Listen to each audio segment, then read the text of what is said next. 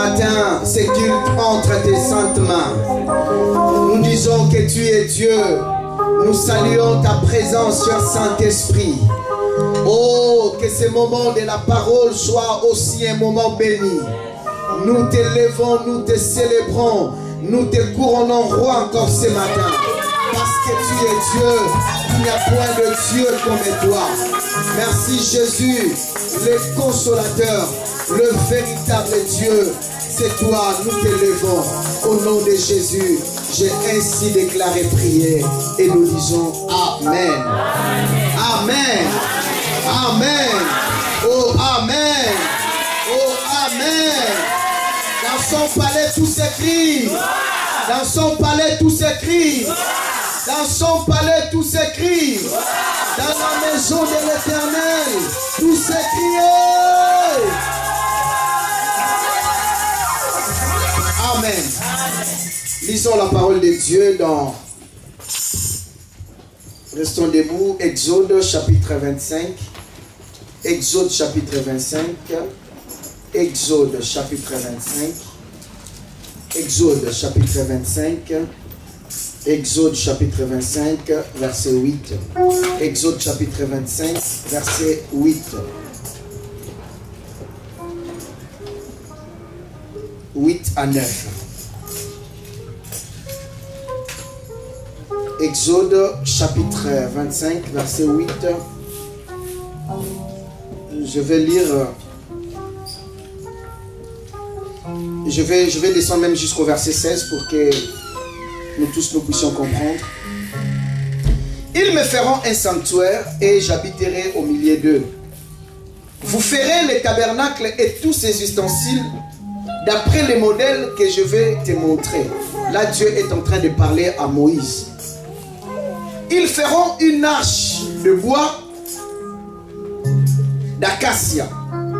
Sa longueur sera de 2 coudées et demi, sa largeur d'une coudée et demi, et sa hauteur d'une coudée et demi.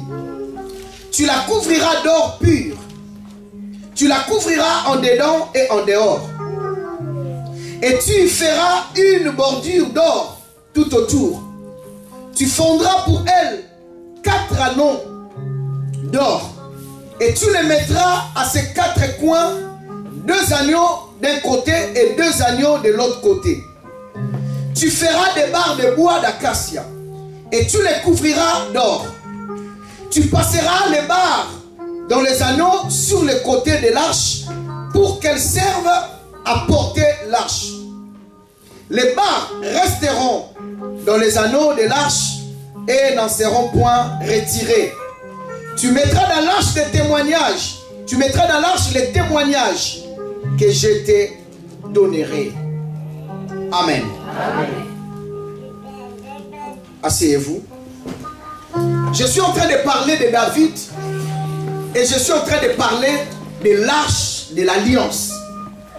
Alors, le dimanche passé, je vous ai expliqué la vie de David. Je vous ai parlé de son courage. Je vous ai parlé de ce qui faisait que Dieu puisse dire qu'il était l'homme selon son cœur. Je vous avais dit, David était un homme aimé de Dieu. Parce que lui-même déjà, il aimait Dieu. Et bien aimé, je vous avais dit où il est né. Je vous avais donné comment Dieu l'avait choisi pour diriger son peuple. Et bien aimé, comme je suis en train de parler de l'arche de David et l'arche de l'Éternel, l'arche de l'Alliance, aujourd'hui j'aimerais vous donner l'arche c'est quoi? Vous expliquer en fait l'arche. Parce que quand je vais entrer dans mon enseignement, si tu n'avais pas compris qui était David, si tu n'avais pas compris c'est quoi l'arche, ça sera très difficile de me saisir. Alors l'arche de l'Alliance, bien aimé dans le Seigneur, c'était un coffre. Mais un coffre qui était sacré. Alléluia. Lorsqu'on parle de l'arche, était en forme de l'arche, d'un coffre. Je ne sais pas qu'est-ce que je peux vous montrer comme exemple ici. D'accord, je vais prendre ça. Est-ce que tout le monde est en train de voir ça? Ceux qui sont là ne peuvent pas voir bien. Papa non. Papa non. Est-ce que tu peux me déplacer ça et conduire ces petits coffres un peu devant pour que tout le monde puisse avoir l'idée. Pour que tout le monde puisse avoir l'idée de ce qui était lâche. Amen. Amen. Lâche était aussi en bois. Je vais vous expliquer pourquoi la Bible l'appelle l'arche de l'alliance. Était un coffre sacré. Et c'était les Israélites qui ont fabriqué cette arche. Là où nous venons de lire, vous allez remarquer, cette arche a été faite par l'ordre de Dieu. Et l'arche mesurait 2 coudées et demi de longueur. 2 coudées et demi, c'est à peu près 1 mètre 25, je peux dire. 1 mètre 25 de longueur et 1 coudée et demi de largeur. À peu près dans les 75 cm. Donc, si vous voyez ça, on peut mettre ça, on ajoute un peu ici, et on ajoute un peu ici pour sa largeur, et vous verrez que c'était un coffre qui n'était pas trop grand, mais c'était quelque chose qui était sacré. Suivez-moi très bien aimé dans le Seigneur. Et cela a été fait selon le modèle de Dieu. N'oubliez pas, tout ce que Dieu veut, tout ce que Dieu fait, ça a toujours été selon ses modèles. N'oubliez pas, lorsque Dieu a dit à Noé de construire une arche, la Bible dit que c'était selon les modèles de Dieu. Dieu a ses modèles, Dieu sait comment il fait des choses. Alléluia. J'aimerais dire à quelqu'un ce matin, tu es le modèle de Dieu. Écoutez, j'aimerais dire à quelqu'un ce matin, tu es le modèle de Dieu. Tu n'es pas le fruit d'hasard. Tu n'es pas créé hasard. Quelle que soit ta taille, quelle que soit ta nature, quelle que soit ta couleur, tu es le modèle de Dieu. Dieu avait vu qu'il t'a fait selon son modèle. Alléluia. C'est pourquoi je m'étonne à tout moment. Je pense que d'ailleurs j'ai diminué. À l'époque, je vous parlais trop d'hydroquinone ici. Vous vous souvenez? Je disais, tous ceux qui mettent de l'hydroquinone, ce n'est pas comme ça. Mais gloire à Dieu, je vis que depuis qu'on a fait les gènes où on ne mettait pas des lotions, tout des crèmes, j'ai vu tout le monde a repris sa vraie couleur. C'est comme ça. Tu es le modèle de Dieu. Vous verrez, il y a des gens bien aimés dans le Seigneur qui forcent la nature. Imaginez-vous ma fille Evelyne, avec sa couleur, elle veut faire des touches de son mieux pour devenir comme Jessica. Dis-moi, ça sera le désordre. Oh, dis-moi, ça sera le désordre. Mais si pour moi, les simbitales, ateli kota maboko, côté longi, côté ételité, côté saliboye. C'est tellement désordre de l'omné que là, il y a un monsieur qui a la couleur, ni bêta. Même Bible nous dit que si tu es ni chaud ni froid, l'Éternel te vomira. Hein? Osa pembeto, osa pe mouindouté. Parti msou pe parti msou mouindou. Est-ce que je peux parler?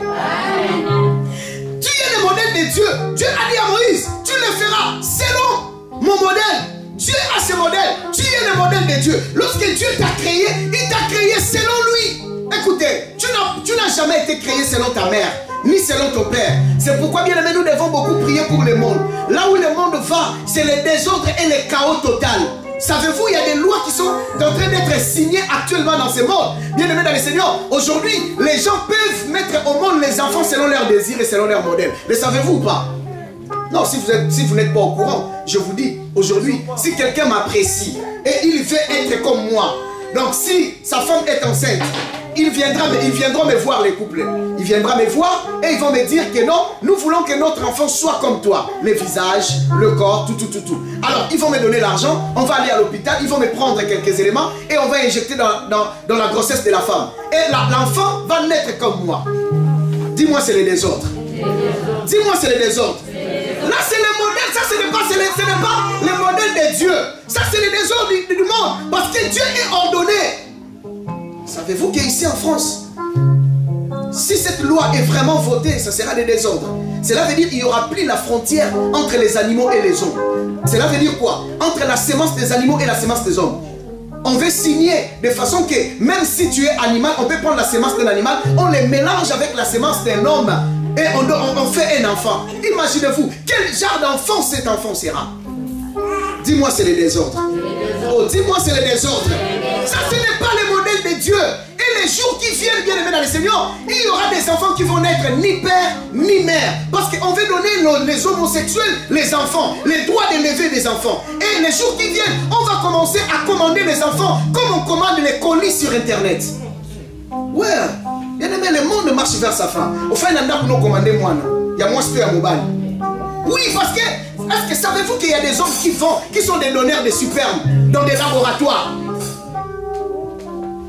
Où va le monde, bien aimé dans le Seigneur? Est-ce que je peux parler? Est-ce que vous voyez la génération qui vient? Est-ce que vous êtes en train de voir les dangers? Comment le monde de demain sera? Dieu a dit, tu le feras selon le modèle de Dieu. Et bien aimé, ces coffres bien aimés dans l'éternel, on mettait à l'intérieur les témoignages.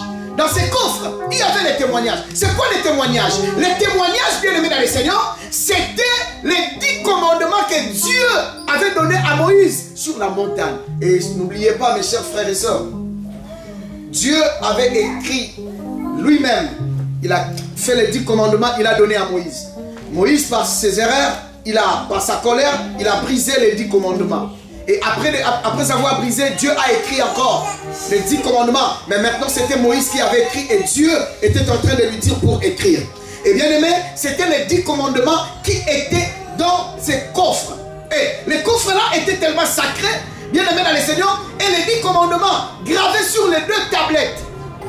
C'était dans des tablettes je sais pas, c'était dans des tablettes. Et la Bible dit que cela était dans les coffres là. Alors, H bien aimé dans le Seigneur, elle était de bois. Dieu avait voulu qu'on puisse le faire de bois. Et ces bois, je ne vais pas vous faire entrer dans beaucoup de détails. Ces bois étaient le bois d'acacia. C'est parmi les meilleurs bois. Et pour faire l'arche, on prenait ces bois et on enlevait tout l'eau qui était dans ces bois. Savez-vous, quand le bois est vert, bien aimé dans le Seigneur, il y a l'eau à l'intérieur. Alors, on enlevait tout l'eau à l'intérieur et on les mettait de l'huile. Et la Bible dit pour l'arche, là où nous venons de lire, la Bible dit, l'arche était couverte d'or pur. Pur. L'or, c'est la divinité. L'or, c'était Dieu et l'image de Dieu. Et lorsqu'on enlevait tout bien aimé, l'eau à l'intérieur, on mettait de l'huile. C'est l'image des chrétiens. C'est l'image de l'église. Bien aimé, chacun de nous, Dieu l'a retiré comme des bois, dans les forêts, partout. Et Dieu nous enlève l'eau. L'eau, c'est le monde. Dieu nous enlève le monde en nous. Il nous enlève le désir du monde en nous. Et l'huile bien aimé qu'on mettait, ou l'or qu'on a entouré cette tâche, c'est la divinité. Quand Dieu nous appelle, bien-aimés dans le Seigneur, il nous entoure de sa divinité. Il nous entoure de sa bonté. Et c'est là, bien-aimés dans le Seigneur, était vraiment l'or massif, tant à l'intérieur qu'à l'extérieur. Cela veut dire, lorsque quelqu'un croit en Jésus, bien-aimé, sa vie de l'intérieur et de l'extérieur est couverte de la divinité. Est-ce que je peux parler? Est-ce que je peux parler? Amen. Tu es couvert de la divinité. Aujourd'hui, je vous parlerai de ça. Aujourd'hui, c'est toi qui es l'arche de Dieu, couvert d'or pur, à l'extérieur et à l'intérieur, couronné d'une bordure, travaillé bien aimé dans le Seigneur. Et à chaque extrémité bien aimé dans le Seigneur, de couvercle, il y avait toujours de l'or qui se trouvait. Et là, il y avait les 2 chérubins qui se trouvaient là. Et ces 2 chérubins étaient aussi en or. Ces 2 chérubins, les chérubins sont des anges, étaient là sur l'arche. Et ils se regardaient. Je ne veux pas vous donner tous les détails parce que ce n'est pas mon problème, mais j'aimerais juste vous expliquer c'est quoi réellement l'arche. Et bien aimé dans le Seigneur, l'arche, il y avait 4 anneaux d'or au-dessus des pieds de l'arche, des barres en bois d'acacia recouvertes d'or étaient introduites dans les anneaux pour les transporter, pour transporter l'arche. Lorsque vous lisez Exode chapitre 25, Je sais que bien aimé dans le Seigneur, c'est pourquoi je ne vais pas courir avec vous parce que j'aimerais que vous puissiez comprendre bien. C'est un peu difficile, mais j'aimerais parce qu'il y a trop de signes, trop de symboles. Alors, dans l'arche, il y avait 4 barres dans l'arche. Et les 4 barres qui étaient dans l'arche, ça servait à transporter l'arche. Les 4 barres, il y avait une barre et une barre, et ça aidait les sacrificateurs à mettre l'arche sur ses épaules pendant les déplacements. Parce que ici, le peuple, nous sommes en train de parler d'un peuple qui est nomade, qui n'a pas un endroit fixe, qui n'a pas un lieu fixe pour adorer leur Dieu, qui n'a pas une terre à eux. Et bien aimé dans le Seigneur, et à partir de ces barres, les enfants d'Israël, pas tout le monde, était fait que pour les sacrificateurs qui avaient droit de transporter l'arche, de les mettre sur leurs épaules et de la mener bien aimé dans le Seigneur, là où Dieu leur montrait d'aller. Alors nous voyons que c'était quelque chose qui était vraiment sacré. Et l'arche bien aimé dans le Seigneur était dans les lieux très saints du tabernacle. Parce que le tabernacle avait 3 compartiments. Les parvis, les lieux saints et les lieux très saints. Lorsque vous lisez Exode, dans Exode chapitre 40, dans Exode chapitre 40, vous allez voir à partir du verset 3. Exode chapitre 40, verset 3. La Bible dit: tu placeras l'arche du témoignage et tu couvriras l'arche avec le voile. Tu y apporteras la table et tu la disposeras en ordre. Tu y apporteras les chandeliers et tu y arrangeras les lampes.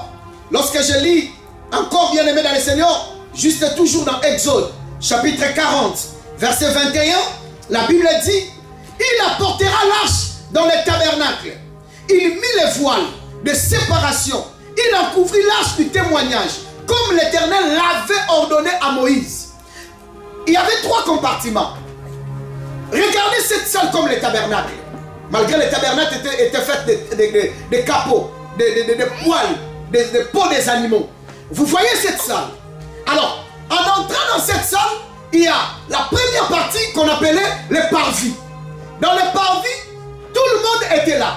Même les enfants de Dieu, le peuple de Dieu, les enfants d'Israël, tout le monde venait avec les animaux.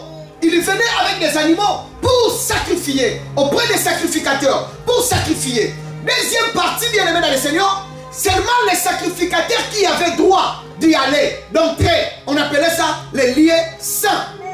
Les lieux saints. Et la 3e partie, on appelait les lieux très saints. La 3e partie, seuls les souverains sacrificateurs qui avaient droit d'entrer là-bas. Je vais vous parler, bien aimé dans le Seigneur, dans des choses qui vont vous montrer que nous vivons vraiment les temps de la grâce. Bien aimé, à l'époque, mes chers frères et sœurs, à l'époque, tout le monde ne pouvait pas entrer dans les lieux saints. Tout le monde ne pouvait pas aller dans les lieux très saints. Parce que là-bas, c'est tellement saint que tu vas mourir. Et bien aimé, savez-vous, même les souverains sacrificateurs qui entraient dans les lieux très saints, et ils n'entraient qu'une fois par an, pour faire les sacrifices annuels de tous les peuples. Vous savez, la Bible dit, Dieu a ordonné à Moïse, lorsqu'un souverain sacrificateur entrera pour faire les services, on le mettait un fil sur son pied. Parce que si on voit qu'il est temps que l'homme de Dieu peut sortir, il ne sortait pas, on va faire quoi? On va tirer le fil. On sait déjà que là, il est déjà mort. Il n'était pas saint pour rester dans la présence de Dieu. Ça c'était les derniers signes qu'il pouvait faire. Mais entre-temps, les sacrificateurs avaient une robe.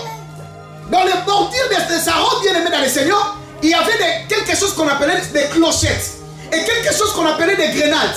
Lorsque les sacrificateurs entraient dans les lieux saints pour faire les sacrifices, lorsqu'ils bougeaient, ces grenades et ces clochettes se mettaient ensemble et ça faisait ngolong, ngolong, ngolong, ngolong, ngolong. Vous connaissez on appelle ça quoi? Les cloches. Donc ça fait des bruits et tout le monde savait que ce bruit-là, il est encore vivant. Donc il est encore en train de bouger.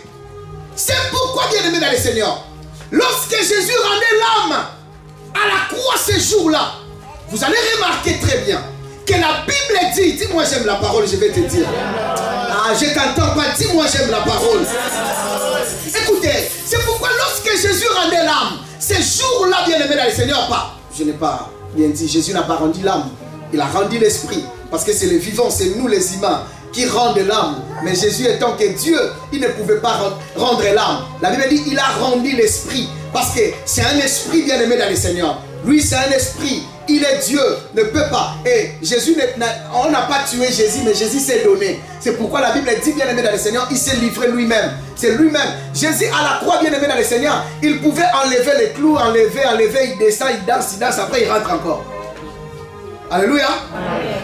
Lorsque Jésus a rendu l'esprit, lisez bien la parole de Dieu. La Bible dit, quand Jésus, avant sa mort, il y a eu les ténèbres dans le monde. Savez-vous pourquoi il y a eu les ténèbres? Parce que le soleil de la justice était en train de se fondre. Qui est Jésus et notre soleil. Alors la lumière, lorsque le vrai soleil est en train de s'éteindre, bien aimé, la lumière ne peut pas être parce que le soleil est en train de s'éteindre. Et vous savez la deuxième chose, pourquoi il y a eu les ténèbres? Parce que Jésus était nu sur la croix. Et tant que le Créateur dit de toutes choses, la création a eu honte de voir la nudité de son Créateur. Et la création s'est dit non, on ne peut pas voir la nudité, car c'est une malédiction pour nous. Et bien aimé, le soleil a fui. Il a dit les étoiles, les arbres, tout le monde, vous ne pouvez pas voir la nudité du Créateur. Voilà pourquoi, bien aimé dans le Seigneur, il y a eu les ténèbres. Et la dernière chose, lorsque Jésus a dit, tout est accompli, il a rendu l'esprit. La Bible dit, les rideaux du temple étaient divisés en deux. Quel dans les rideaux dont la Bible nous parle? C'est les rideaux du temple. Dans le temple, il y avait lieu saint, il y avait lieu très saint. Maintenant, les rideaux des lieux très saints étaient rompus en deux. Cela veut dire ceux qui n'avaient pas droit de voir dans les lieux très saints ce qui s'est passé là-bas. Ils ont eu cette grâce de voir ce qui était à l'intérieur. Voilà pourquoi, bien-aimés dans le Seigneur, après la mort de Jésus, le travail des souverains sacrificateurs n'avait plus d'importance. Parce qu'on a déjà vu ce que vous cachez à l'intérieur.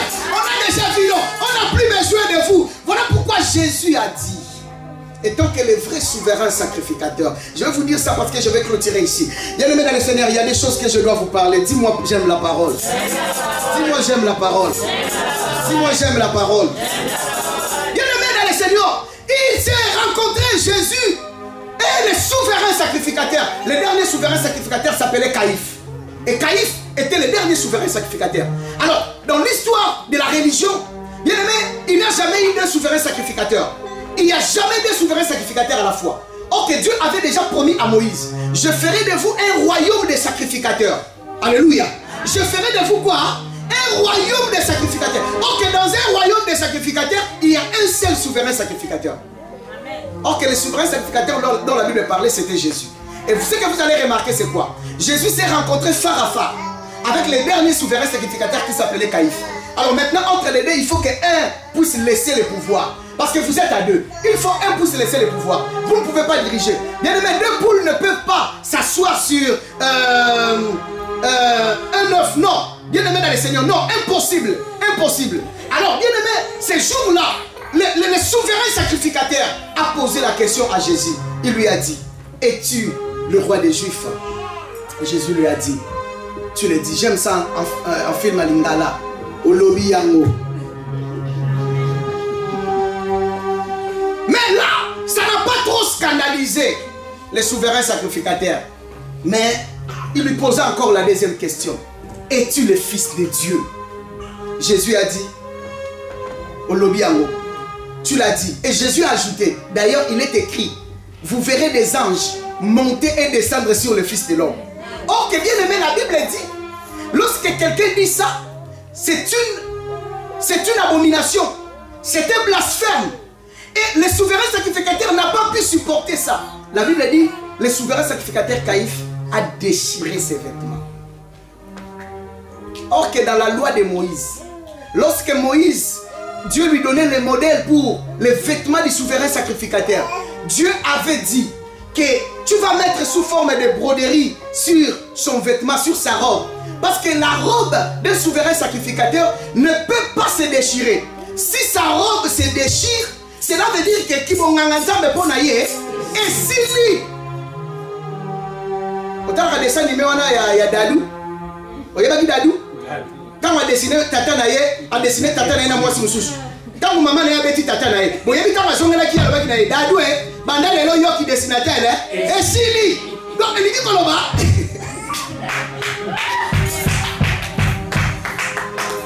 Cela veut dire quoi? Donc, tant que yo yé, sacrificateur a passé là-bas. Et lui, qu'on va dire, yo va dans les lots qui vont gagner pour yo. Et si lui, cela veut dire que Jésus est venu inaugurer une nouvelle sacrificature. Parce que devant les deux, il fallait qu'un seul puisse rester. Alors, il a déchiré ses vêtements. Et en déchirant ses vêtements, il a dit au revoir à l'ancienne sacrificature. Et Jésus maintenant est venu. Voilà pourquoi, après sa mort, les rideaux du temple, nous avons eu l'accès. Chacun de nous a eu l'accès d'entrer dans les lieux très saints. Tel que tu es là, bien aimé dans le Seigneur, tu as l'accès d'entrer dans les lieux très saints.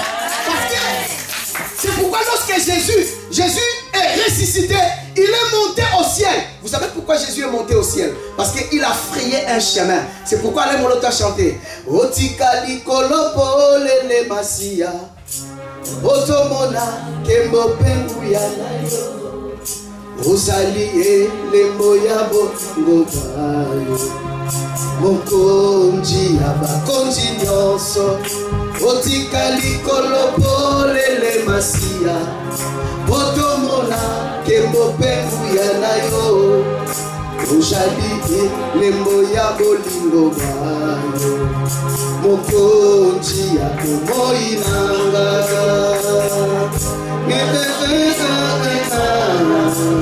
Nazo yo kayote Ibuso ya kiti ya mbolu na yo Kisabiso Nanga eko utana Nazo yo kote Asia nanga Nisitangu ya nayo Koloe Awatoko Bele Kombo na yo Kope makasi na yo Asia nanga Kiti sangu ya nayo Kiti sangu ya nayo Koloe Awatoko Bele Kombo na yo Anisabiso Kope makasi na yo Bien-aimé, je vais continuer cet enseignement. Mais j'aimerais te dire que Jésus nous a donné l'accès au lieu très saint. Et je vous parlerai de cela peut-être les dimanches qui viennent pour vous montrer. Là, cela c'était naturel. Mais là, cela était aussi prophétique. Et là, bien-aimé dans le Seigneur, je vous parlerai de cela le dimanche prochain. C'était l'image de qui? L'image de quoi? Et bien-aimé dans le Seigneur, tu peux oublier tout. Mais retenez aujourd'hui que l'arche de Dieu était dans les lieux très saints. Et ça gardait le témoignage. Et c'était sacré. Tout le monde ne pouvait pas le voir. Je suis en train de parler de quoi? Je suis en train de parler de David et l'arche. Je sais que beaucoup de gens ne vont pas me comprendre. Mais lorsque je vais avancer, tout le monde va arriver à comprendre. Que Dieu bénisse sa parole.